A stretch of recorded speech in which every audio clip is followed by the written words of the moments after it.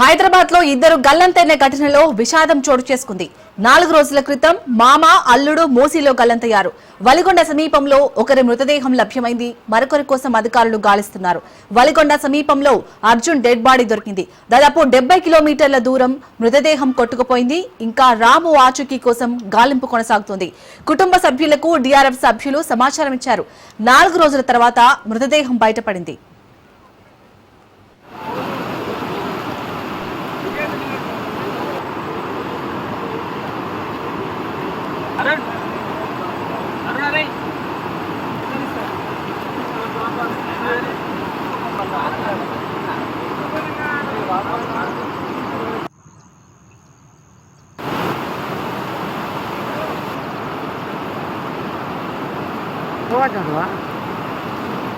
హైదరాబాద్ లో ఇద్దరు గల్లంతైన ఘటనలో విషాదం చోటు చేసుకుంది. 4 రోజుల క్రితం మామ అల్లుడు మూసీలో గల్లంతయ్యారు. వలిగొండ సమీపంలో ఒకరి మృతదేహం లభ్యమైంది. మరొకరి కోసం అధికారులు గాలిస్తున్నారు. వలిగొండ సమీపంలో అర్జున్ డెడ్ బాడీ దొరికింది.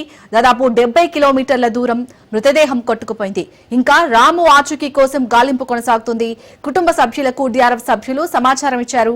4 రోజుల తర్వాత మృతదేహం బయటపడింది. రైట్ కేటు వలిగొండ సమీపంలో అయితే ఒకరి మృతదేహం లభ్యమైంది. మరొకరి కోసం అయితే అధికారులు అక్కడ గాలిస్తున్నట్టుగా తెలుస్తుంది. దీనికి సంబంధించి పూర్తి అప్డేట్స్ మా ప్రతినిధి పుల్లారావు అందిస్తారు. పుల్లారావు,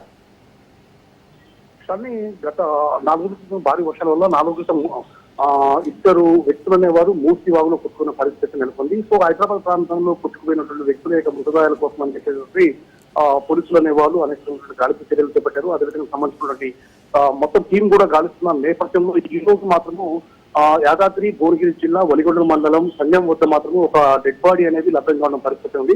సో ఆ లభ్యమైనటువంటి డెడ్ బాడీ అనేది ఆ కొట్టుకుపోయినటువంటి ఇద్దరు వ్యక్తుల్లో ఒక వ్యక్తిది అని చెప్పేసి కూడా పోలీసులు నిర్ధారించిన పరిస్థితి అయితే ఉంది. సో ఇదే విషయం సంబంధించి అయితే పోలీసులు మాత్రం పూర్తిగా ఎంక్వైరీ చేస్తున్నారు. 2 మృతదేహాలకు సంబంధించి ఒక మృతదేహం అయితే లభ్యం కావడం జరిగింది. ఇంకో మృతదేహం ఎక్కడ ఉంది అనే విషయానికి సంబంధించి మాత్రం పూర్తిగా గాలింపు చర్యలు అయితే చేపట్టారు. సో రెస్క్యూ టీం కూడా ఇదే విషయానికి సంబంధించి ఎప్పుడైతే గల్లంతైన విషయాన్ని గుర్తించిన రెస్క్యూ టీం కూడా ఇదే మృతదేహాలకు సంబంధించేసి వాళ్ళ ఆచూకీ కోసం అని చెప్పేసి అనేక రకాల చర్యలు చేపట్టినప్పటికీ కూడా ఇప్పటి వరకు కూడా అంటే 4 రోజుల క్రితం నుంచి కూడా ఇప్పటివరకు జాడదాగిన పరిస్థితి.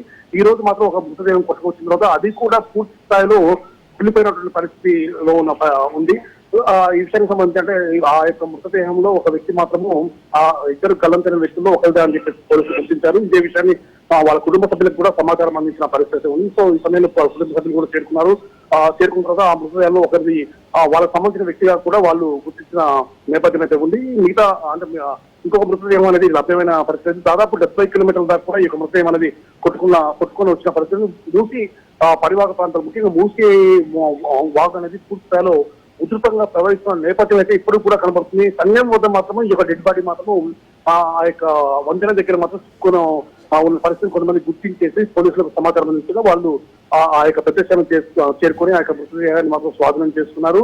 ఆ యొక్క మృతదేహం మాత్రం ఆ గల్లంతైన వ్యక్తుల్లో ఒకటని చెప్పేసి కూడా నిర్ధారణకు వచ్చింది. ప్రజెంట్ గా ఇంకో వ్యక్తి ఆ మృతదేహం కోసం మాత్రం గాలింపు చర్యలు మాత్రం కొనసాగిస్తున్న పరిస్థితి ఉంది. శాలిని, పుల్లారావు, ఇప్పుడు బయటపడిన మృతదేహమే దాదాపు 70 కిలోమీటర్లు దూరం కొట్టుకుపోయిన తర్వాత మనకి ఇది బయటపడింది. సో ఇప్పుడు ఇంకొకరు రాము ఆచూకీ కోసం ఎలాంటి గాలింపు చర్యలు ముమ్మరం చేశారు?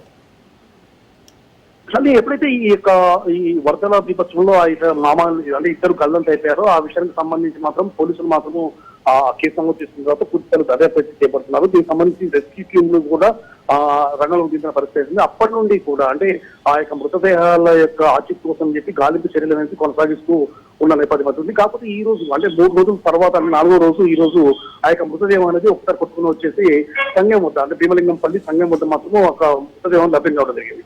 ఆ మృతదేహము గల్లంతైన వ్యక్తులదా కాదా అని చెప్పి విషయం కోసం అని చెప్పి పోలీసులు అన్వేషణ సాగిస్తున్నారు. అదేవిధంగా వాళ్ళ కుటుంబ సభ్యులకు కూడా ఇంటిమేషన్ ఇచ్చిన తర్వాత వాళ్ళు వచ్చి ఆ మృతదేహంలో ఒక వ్యక్తి తమకు సంబంధించిన వ్యక్తులు అని గుర్తించారు.